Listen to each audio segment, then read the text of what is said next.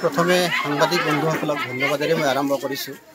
আজি आपनालोके हयतो प्रत्यक्ष करिছে जे अखम सरकार व्यर्थर कथाटो पोन प्रथम এই কারণে কৈছো যে অখম सरकारे খিলঞ্জিয়া সুৰক্ষাৰ নামত খিলঞ্জিয়া সকলক বন্ধুক লাইসেন্স দিয়াৰ যি প্ৰক্ৰিয়া আৰম্ভ কৰিছে এই প্ৰক্ৰিয়াক আমি অখম সংখ্যালঘু সংগ্ৰাম পৰিষদে তীব্ৰভাৱে নিন্দা কৰিছো, গৰিহণা দিছো। আজি আমি এই কাৰ্যসূচীটো লৈছো যে চৰকাৰে হয়তো খিলঞ্জিয়া সুৰক্ষাৰ নামত ল'ৰা ছোৱালীৰ হাতত বন্দুক উঠাই দিছে, যুৱকসকলক বন্দুক উঠাই দিছে। তেনে ক্ষেত্ৰত আমি শিক্ষাৰ্থীসকলৰ হাতত আমি কলম উঠাই দিছোঁ, কাৰণ আমি জানো যে শিক্ষাই জ্ঞান, জ্ঞানেই শক্তি।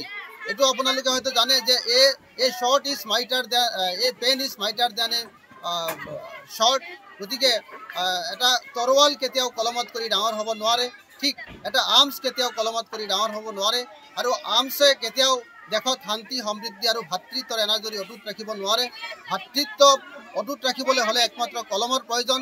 কলম হ'লেহে আমাৰ দেশৰ জনতা, দেশৰ যুৱকসকল, দেশৰ বাচ্চাসকল আগুৱাই যাব পাৰিব, দেশখনক উন্নতিৰ জখলাত লৈ যাব পাৰিব। আজি যিহেতু বেলেগ ৰাষ্ট্ৰৰ মানুহে উন্নত কাণ্ট্ৰিসকলে কি চিন্তা কৰি আছে যে কেনেকৈ আমি মংগল গ্ৰহত গৈ চন্দ্ৰত গৈ আমি নিজে বসতি স্থাপন কৰিম, কিন্তু সেই সময়ত অসম চৰকাৰে এতিয়া উচ্ছেদৰ নামত ৰাজনীতি বন্ধ কৰা নাই, উচ্ছেদৰ নামত ৰাজনীতি কৰি আছে। চৰুৱা পমুৱা বাংলাদেশী উঠি অহা বিভিন্ন ধৰণৰ ৰাজনীতি কৰি আছে। তেনে ৰাজনীতি কৰি থকা অৱস্থাত আমি পৰিলক্ষিত কৰিছোঁ ডক্টৰ হিমন্ত বিশ্ব শৰ্মা চৰকাৰে নিজৰ গাদী দখল ৰখাৰ কাৰণে, বিজেপি চৰকাৰ ধৰি ৰখাৰ কাৰণে, অনাগত দিনত আকৌ ৰজা হোৱাৰ কাৰণে তেখেতে প্ৰক্ৰিয়া আৰম্ভ কৰিছে। তেখেতে খিলঞ্জিয়াৰ নামত যিটো বন্দুক লাইসেন্স দিয়াৰ যিটো অভিনয় আৰম্ভ কৰিছে, এই অভিনয়টো আমি প্ৰত্যক্ষ কৰিছোঁ কেৱল মাত্ৰ তেখেতৰ গাদী দখল ৰখাৰ কাৰণে আৰম্ভ কৰিছে। গতিকে আমি অসম সংখ্যালঘু সংগ্ৰাম পৰিষদে আমি পুনৰবাৰ আমি নিন্দা কৰিছোঁ ডক্টৰ হিমন্ত বিশ্ব শৰ্মাৰ যিটো পদক্ষেপ, এইটো এটা নিন্দনীয় পদক্ষেপ।